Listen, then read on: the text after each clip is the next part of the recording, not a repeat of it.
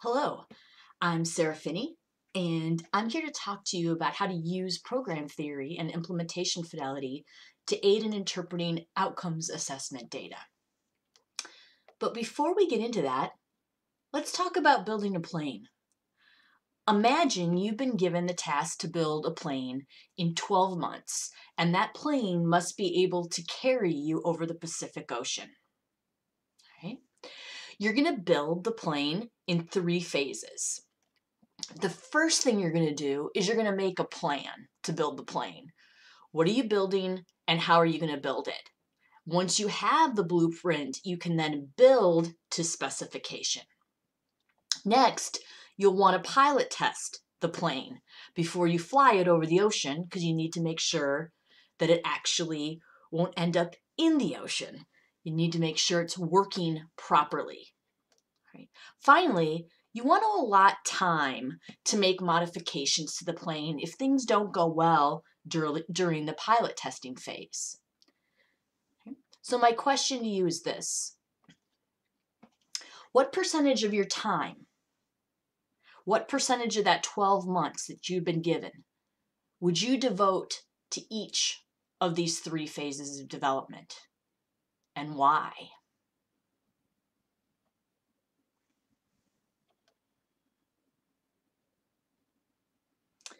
Well, we typically get 2 distinct answers when we work with people through this process. Many people will say they're going to spend the most time on the first phase, building the plane.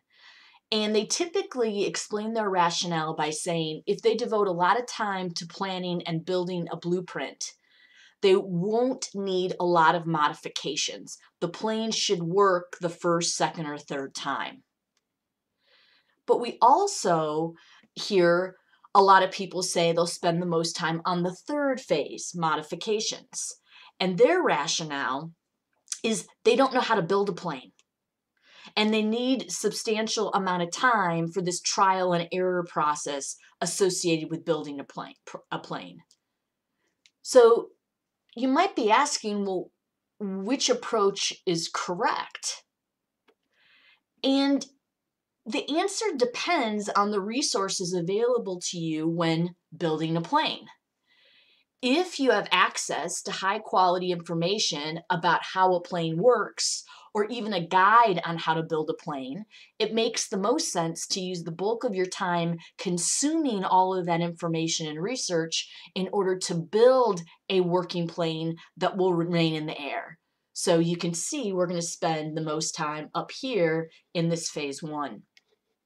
In contrast, let's think about the Wright brothers. Right? They were building the first plane, and they had very little guidance because no one knew how to fly. Thus, they had to rely on this trial and error approach. They would build something, test it, and spend a ton of time in the third phase making modifications as a result of their pilot testing. They did this over and over and over. And although they were eventually successful in building a working plane, it took a lot of time and they experienced a lot of failure. So not very efficient and potentially harmful. So why are we talking about building planes? I thought we were going to talk about the outcomes assessment cycle. Well, there's a lot of similarities between building a plane and building a program. There's a lot of similarities between evaluating the effectiveness of a plane and evaluating the effectiveness of a program. When we build educational or developmental programming, we start by making a plan and building specifications. And in outcomes assessment terms, it's typically these first 2 steps. We state student learning and development outcomes, and then we build programming that will achieve these outcomes. So in our plane example, our outcome was to fly over the Pacific, right? And then we had to build a plane, a functioning plane, that would actually achieve that outcome of flying over the Pacific. Again, in higher ed, we'll specify student learning development outcomes, but then we have to build programming that will actually achieve those outcomes. Then step 2, or phase 2, pilot testing the program. That's all of these steps that we see highlighted here. We talk about how we're going to measure our outcomes. We gather implementation fidelity data, which I'll talk about a little bit later. We gather outcomes data. We pair fidelity and outcomes data together to then interpret our results. We're essentially saying once the program is built, we want to know how effective it is. Did it work? Then our next step is to make modifications. And what we call this in higher ed outcomes assessment is using results for improvement. So based on assessment results, we make modifications to the program that we believe will improve its effectiveness. And just like with the plane, we need to determine how much time to allocate to each of the 3 phases. So in our offices, with our staff, with our coworkers, we have to figure out how much time we're going to devote that semester or that year to developing the programming, pilot testing the programming, and making modifications to the program. In higher ed, there are numerous resources to guide building effective programming to help students learn and develop. So there's a lot of resources that will help you build effective programming. Yet, I have observed many professionals adopting this trial and error approach. They don't spend a large amount of time on this step, hence the smaller square here. What they do is they spend a good amount of time on making modifications. So they don't spend a lot of time in phase 1 consuming relevant research, outlining what the program is supposed to do in terms of intended outcomes or how to best achieve those outcomes. Thus, it takes several iterations of the assessment cycle. It takes several years of implementing, assessing, and making modifications to produce something that works, to produce programming that's effective in helping our students learn and develop. Not only is this trial and error approach incredibly inefficient, cohort after cohort after cohort of students are paying the institution to experience programming that is ineffective. And that also speaks then to ethics. So let's talk about ethics and let's talk about inefficiency. So again, we go through this outcomes assessment cycle, and the whole goal is to have some evidence that what we're offering students in terms of programming is actually effective in changing what they know, think, and can do. And what I argue is when we develop a program, a lot of attention, a lot of time should be given to designing programming that is evidence-informed. So the activities, strategies, curriculum, pedagogy actually has some evidence, research, theory undergirding it that it's effective. And then we need to train those who are implementing the program, because it's not usually only us that's implementing the program, to implement it well and according to plan. Why do I argue for this? Because every time we implement a program, no matter how big or small, we're betting our students' money and time that it will work. So I often ask colleagues and others who are creating programming to think about a program you facilitated that had student learning and development outcomes. Might be in judicial affairs, orientation, residence life, career and academic planning, but there's programming where you think students should change what they know, think, or should be able to do as a function of that programming. Then I say, would you bet your car that that programming works? Would you bet your car that that programming is effective? Would you bet your car that that programming results in those intended outcomes? Why your car? Well, I can say personally, my car is less expensive than a year's tuition. And students are spending a lot in terms of their time and financial resources to be at our institutions, and they believe they're receiving effective programming. Well, if we use theory and research to inform our programming in that phase 1, we're going to increase the odds that the programming will be effective, that the programming will impact what students know, think, or do. And then we're going to assess implementation fidelity, how well that programming was implemented, to provide some insight regarding the outcomes assessment data that we gather. Right? What I'm saying is not new, and I want to really emphasize that throughout this presentation. Carpenter, 2 decades ago, made a similar point regarding ethics and building evidence-informed programming. He said, without engaging in the literature, student affairs practice may become, in quotes, simply random activity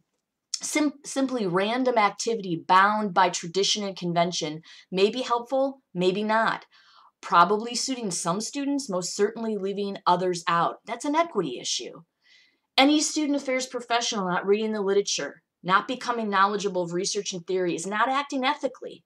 Students have a right to expect that student affairs professionals are knowledgeable of appropriate theories, current research, and proven best practice.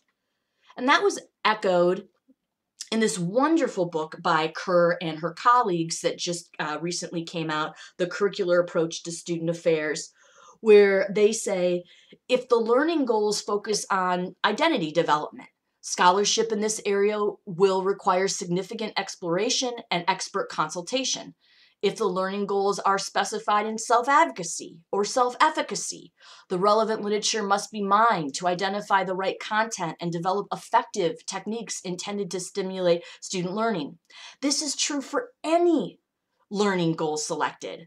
Those trained as generalists will need to connect with topic and discipline experts and literature to move beyond surface level understanding of student learning concepts and practices to achieve the learning. So again, I'm not saying anything novel here. And to kind of drive it home, there's standards and competencies in the domain of student affairs. And I'm not expecting you to read all of these competencies and standards, but the ones listed here and laid out in this article all have to do with building evidence-informed, research-informed programming and strategies. And I'm just going to bring up 2 as an example.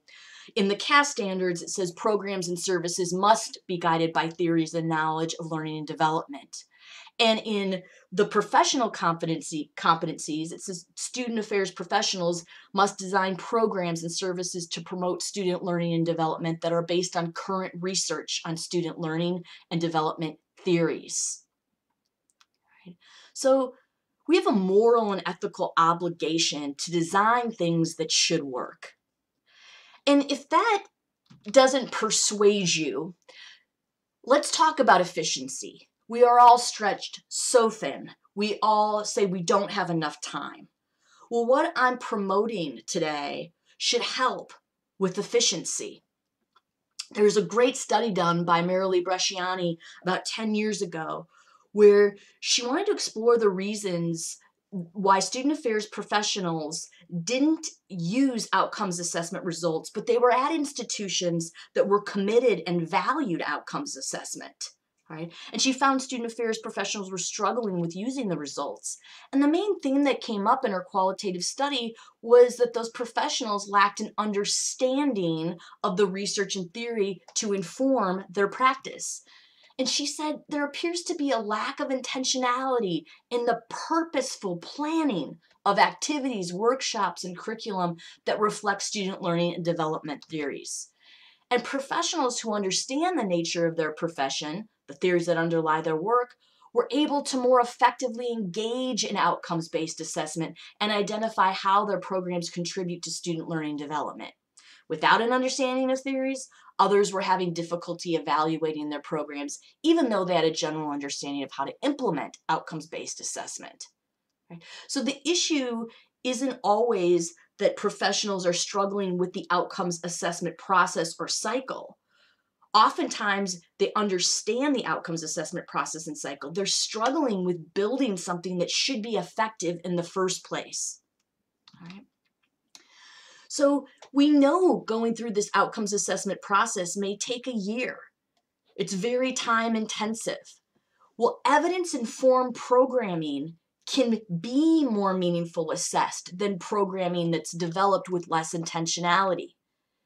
I believe it's nearly impossible to use outcomes assessment results for program improvement without a clear articulation of why the programming should impact the outcomes in the first place. Explain the logic or the theory underlying the program. Why should doing X, Y, and Z, these activities, these strategies, this curriculum, result in this outcome? And it's a pretty basic idea. It's really difficult to fix something when it breaks without understanding how it was supposed to work in the first place. How are you supposed to use results to modify and improve your program, this last step in the assessment cycle, this closing of the loop? How are you supposed to fix it if you're not sure how or why it was supposed to work in the first place? Right. So I think there's a better way of engaging in this development of programming than this blind trial and error approach, and I'm going to call it the program theory approach. And program theory refers to the construction of a plausible and sensible model of how a program is supposed to work. It's an explicit articulation of the link between the program's intended outcomes and the actual programming activities students experience. Right? So with the program theory approach, one is devoting a substantial amount of time. Look at the size of this phase now, a substantial amount of time to understanding what should result in the intended outcomes. Spending a substantial amount of time building evidence-informed programming, using theory and research to build something that should be effective. Now, of course, we are going to assess the programming we build that should be effective using the outcomes assessment process. We need to know how well it works on our campus with our students. And based on the assessment results, we may provide some modifications to increase its effectiveness. So making modifications is still a phase you're going to go through. It's still a step. But the time modifying the program is going to be drastically reduced compared to the trial and error approach. So much more efficient.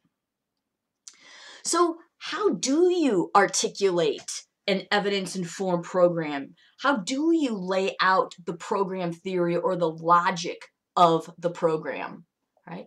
Well, in this article, we present a three-step approach that I'm going to walk you through. In step one, you state an appropriate, feasible distal outcome. So what do you ultimately hope students achieve?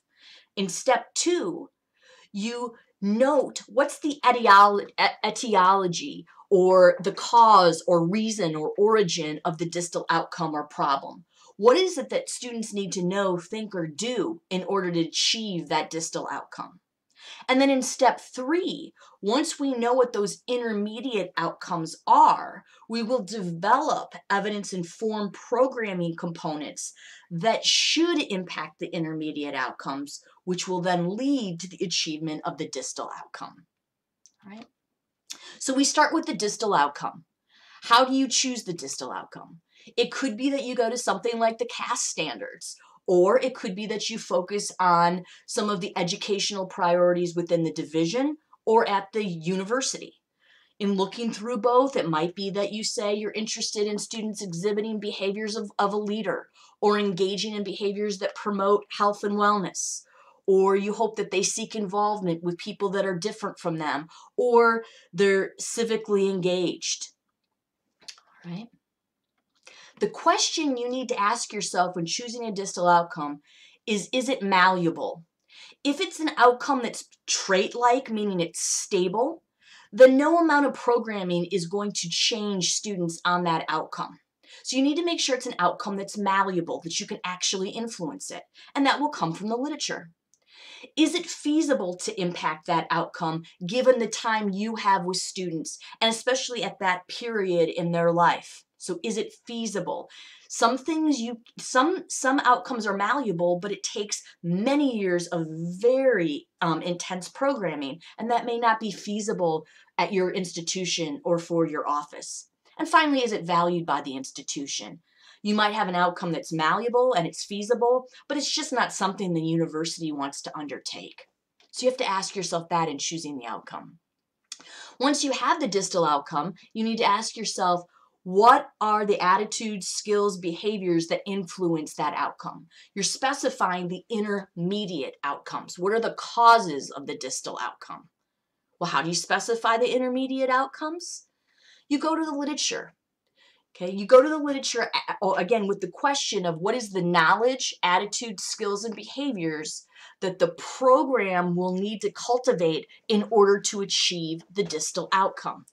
All right, so it's going to mean reading the literature. So if your distal outcome was that students will exhibit behaviors of a leader, what has the research shown that students need to know in order to exhibit leadership behaviors? What is it that the research has shown that students need to value, appreciate, have a sense of responsibility for in order to exhibit leadership behaviors? What has the research shown that students need to do? What skills do they need to have in order to exhibit leadership behaviors? These are your intermediate outcomes. You will then create programming to influence what they need to know, think, and do in order to ultimately exhibit those leadership behaviors, which is your distal outcome. The same goes with something related to health or appreciation of diversity or individual differences. Always ask yourself, what is the research indicating that students need to know, think, or do in order for the distal outcome to be achieved? Third step, now you develop programming components that are empirically linked to the intermediate outcomes. Programming that should lead to the achievement of those intermediate outcomes, right? So these are things that you all engage in creating. What are the activities? What are the strategies? What are the discussions? What are the materials? What's the pedagogy you're going to use? And each of those programming components are intentionally designed to achieve a specific intermediate SLO that you specified in step 2. So for example, let's say a distal outcome was to increase students' cumulative GPA. Right? And let's say the research says an intermediate outcome is time management skills. So time management skills have been linked to how well students perform in their classes, which is operationalized by GPA. So we need to create programming that will improve time management skills. And folks in your office may say, well, we could lecture on time management systems. We could have a hands-on activity using planners. We could do a Q&A panel with students that have successfully managed their time. What should we do? Well, here's the rub. Understanding what to do with respect to programming isn't typically going to come from the student developmental theories that you've learned in some of your training, some of your formal training. These foundational student developmental theories, they're good for describing where students are, but they're not good in prescribing programming to change what students know, what they feel, value, appreciate, or what they can do. Right? And there's a great quote by others 10 years ago that talk about these student developmental theories and how you really need to go beyond those theories to get at what might impact intended outcomes. So it's really important to be familiar with research related to your specific program or your outcome. If you're interested in civic engagement, not only do you need to know is civic engagement malleable, and what do students need to know, think, and do regarding what do students need to know, think, and do in order to increase civic engagement? That literature will also tell you, how do you influence what they need to know? How do you influence what they need to be able to do? So it's really important to go into these literature bases and not rely on student developmental theories, because you're not probably going to find them all that helpful. You typically have outcomes related to what students need to know, and you typically have outcomes related to what students need to feel, value, or appreciate. And there's so much literature out there in terms of how to change what students know. And that comes out of the cognition and learning field. And I just give 2 books here as examples that are really wonderful resources. And these books get into how do you create strategies, activities, resources that will help students encode information into long-term memory and then, most importantly, be able to retrieve that information and apply it when necessary. These books also get at theories that have been debunked, things like learning styles. So they'll tell you what's been shown to be effective, all right, and there's a lot of research that underpins that, and what hasn't been shown to be effective. The same thing. There's whole books on motivation theory and research which will tell you what you can do to increase someone's value of something or appreciation of something. So let's go through an example to make this a little bit more concrete. All right. Let's say we have the distal outcome of decreasing high-risk drinking.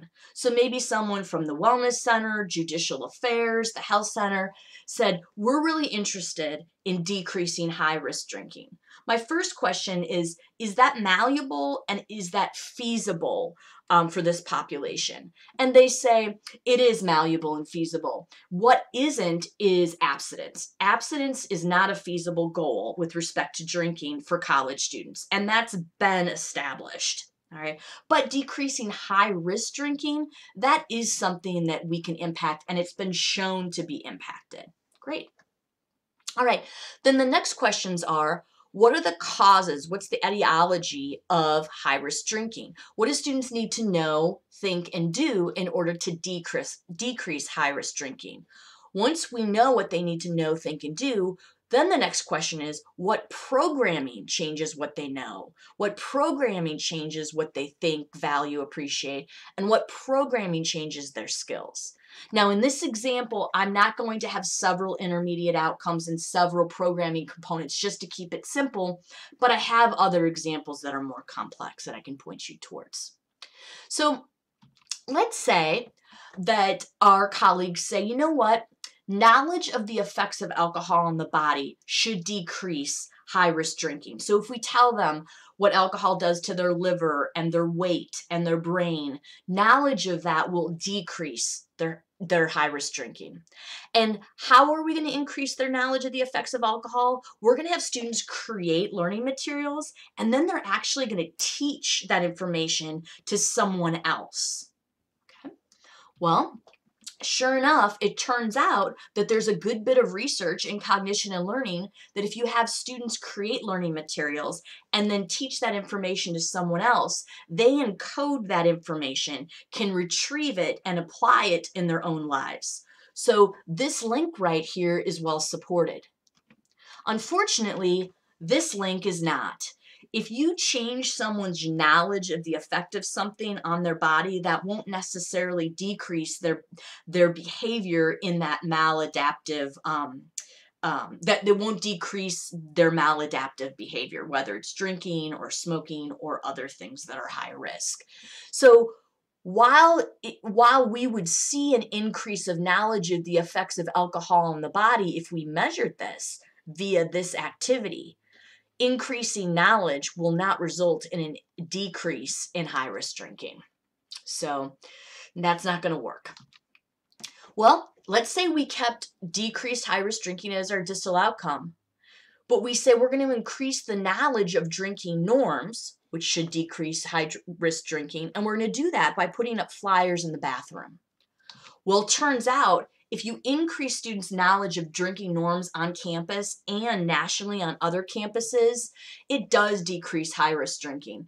Really nice study by researchers at VCU that found students' belief about how much other students drink is one of the most important predictors of whether their alcohol use will increase, even more important than genetics, right? So this is a cause of high-risk drinking. Unfortunately, putting flyers in the bathroom won't increase their knowledge of drinking norms. Thus, we won't evidence this decrease in high-risk drinking. But what if instead of flyers in the bathroom, we use personalized feedback? Well, it turns out that there is research that if you give students personalized feedback, so they indicate how much they drink, you compare it to how much people drink on campus and nationally, it does increase their knowledge of drinking norms. And again, knowledge of drinking norms is related to a decrease in high-risk drinking. So what we're looking at right here is a program theory, and it's evidence informed because each of these arrows is undergirded with research. And we're showing this via a logic model. When we see these squares with these arrows, this is laying out the logic of the program and how it should work. Here's another example. The distal outcome is academic achievement. One of the causes of academic achievement is belonging uncertainty. Specifically, this literature down here at the very bottom indicates that if your belonging uncertainty increases, you don't feel like you belong at the institution, your academic achievement will decrease. If your belonging uncertainty decreases, your academic achievement will increase, right? So belonging uncertainty is not a good thing. We want to decrease that so we can increase academic achievement, right? And how we're going to increase belonging uncertainty or decrease belonging uncertainty is we're going to have discussions, reflections, and then ultimately the students are going to explain that social adversity that they're facing is common for all students and it's transient. Well, it turns out a brief social belonging intervention like this right here is really effective for minority students. What they had minority students do, well, actually they had all students do this, but it was effective for minority students, was they had them explain that doubts about belonging in school are not unique to yourself or your racial group, but rather common to all students, and they're going to lessen with time. So social adversity is shared, and it's short-lived, it's transient. And to help internalize that idea for students, they were asked to write it out for prospective students or to create a video for prospective students to help them understand that helped them then internalize that message. And this short 1-hour intervention was really covert. The students didn't even realize they were in an intervention to help themselves, but rather to help someone else. And sure enough, the intervention mitigated doubts about social belonging for Black students. They construed that naturally occurring social adversities like not getting invited to a study group isn't diagnostic of a fixed problem for them, but it's rather something that's common for everybody and will go away. And sure enough, that resulted in higher GPA for Black students, and 3 to 5 years later, they had greater career satisfaction, psychological well-being, and community involvement and leadership from this 1-hour covert intervention. All right. Well, once we spend all this time creating these evidence-informed programs, we need to make sure that they're implemented well. Right? So imagine if we go back reading all this literature and deciding I want to implement a program like Greg Walton did. And I want to do it on our campus to help our minority students. You spend all this time building the programming, but you can't implement all of these 1-hour interventions. You need help. There needs to be other faculty or students or student affairs professionals that help you implement the program. Well, what you want to do is collect implementation fidelity data to make sure the programming was implemented well. Why? Because the bridge between a promising idea and the impact on students is implementation. But innovations are seldom implemented as intended. Short but pointed statement and stated several decades ago. Here's something more recent by someone maybe more familiar to you. The regrettable fact is that many good ideas are not well implemented or fully implemented. I couldn't agree more. So what is implementation fidelity? It's this assessment of the degree to which program leaders deliver the intervention completely and according to the protocol that you laid out, according to that program theory you laid out. It's a determination of how well a program is implemented in comparison with the original program. It's the extent to which student affairs professionals or teachers or faculty deliver the intended innovation or programming to students at the level they should. Right? This is not a new idea. Your colleagues in academic affairs deal with this concept all the time. Your friends in College of Ed call it opportunity to learn. Your friends in higher education programs call it designed versus delivered curriculum.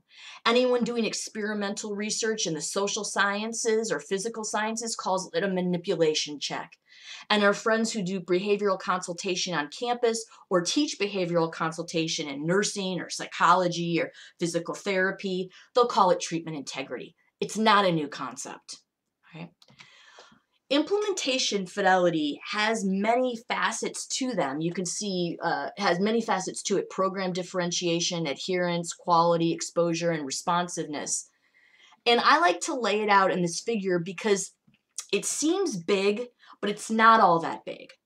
Program differentiation is just articulating the program theory. This is the hardest part of implementation fidelity. You need to lay out what are the programming features. Right? What are the strategies, activities, materials, and why should those be effective in meeting the intended outcomes? Right? This isn't actually assessed. It's just you laying out the specific activities and curriculum. Then once you have those specific activities, curriculum, strategies created, laid out, you then want to assess, were those actual programming features implemented as planned? And you can simply say yes or no. We said we were going to engage in this activity. Did it actually happen? Yes or no? The next thing is quality. If a program feature was implemented, it was adhered to, what was the caliber of that programming? We all know that programming can be delivered but not be of high caliber. It could be confusing, right? So what was the quality? Finally, exposure. To what extent did all students participating in the program receive the full dose of the programming? Did certain students skip certain aspects of the programming? Were certain aspects of the programming not delivered because you ran out of time? And finally, how responsive were students to the programming? Were they asleep during certain aspects of the programming? Were they on their phone? If so, it doesn't matter if you adhere to the programming, delivered it with high quality, and delivered it for its intended period of time. If they're on their phone or sleeping, they're not getting that aspect of programming. So how do you assess implementation fidelity? Well, you can create an implementation fidelity checklist. And here's an example of implementation fidelity checklist for a 6-week leadership development program. And you can see over here the outcomes. As a result of the leadership development course, students will demonstrate improved leadership skills.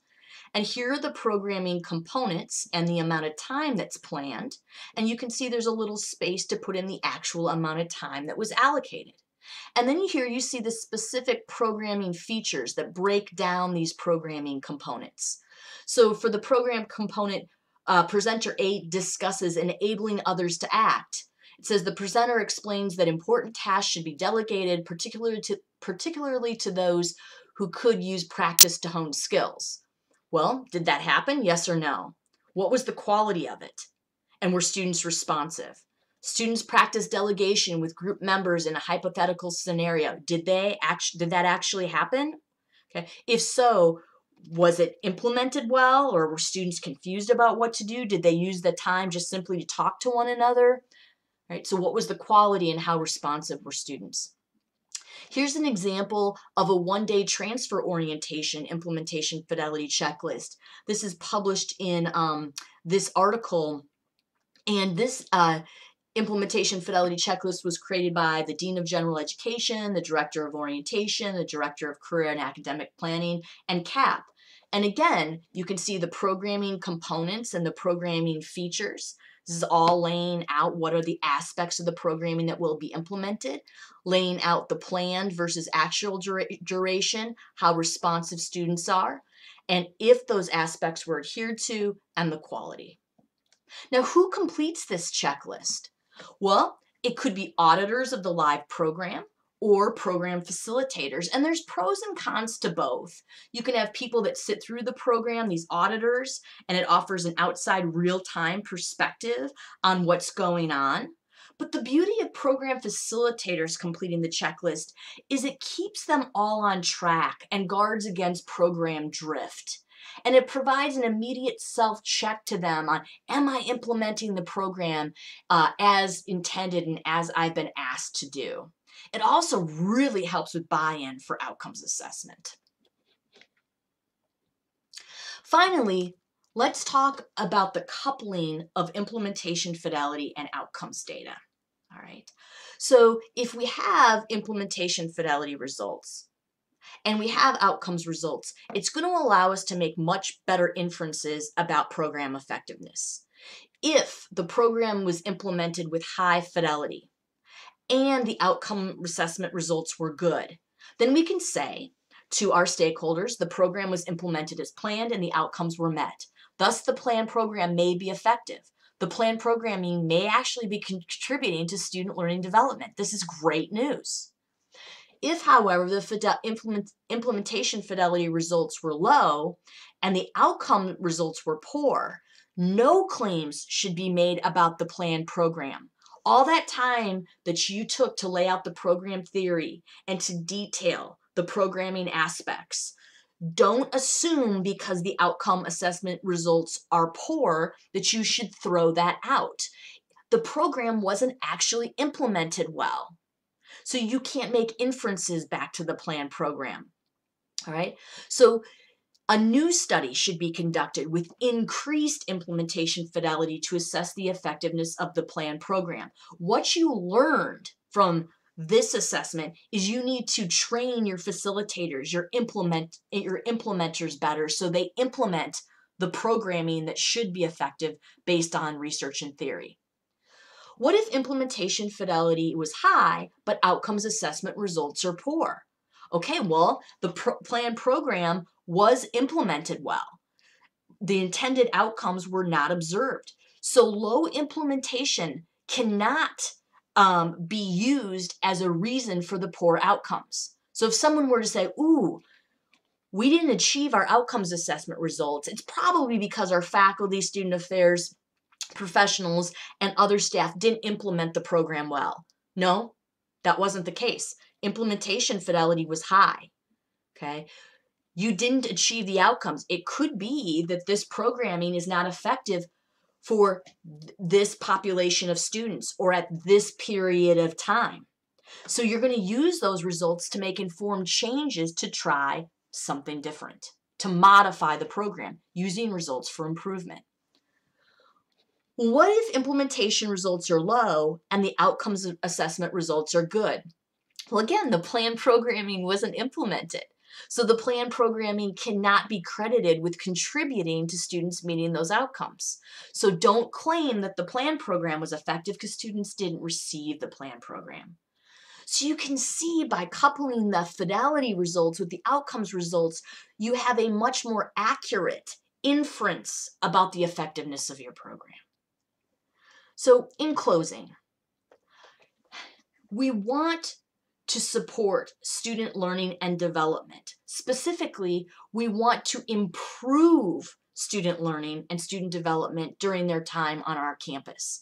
And I think there's three main supports to achieving student learning and development improvement. Let's offer evidence-informed programming that should work. Okay, let's not build our programming just based on hunches, guesses, and good intentions. Let's go to the literature, figure out what should work. Then let's assess if that should be effective programming was implemented with high fidelity.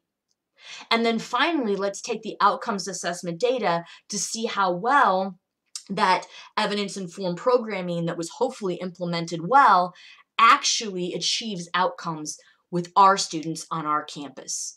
If we do that, the gifts we get in return are better student outcomes. It's easier to close the loop in terms of the assessment cycle, and much greater efficiency with respect to building programming, assessing programming, and modifying programming.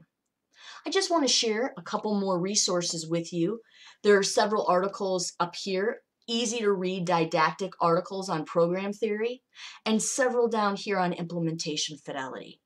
I also want to share our website where there's many videos, PowerPoints, and examples for not only program theory, but implementation fidelity.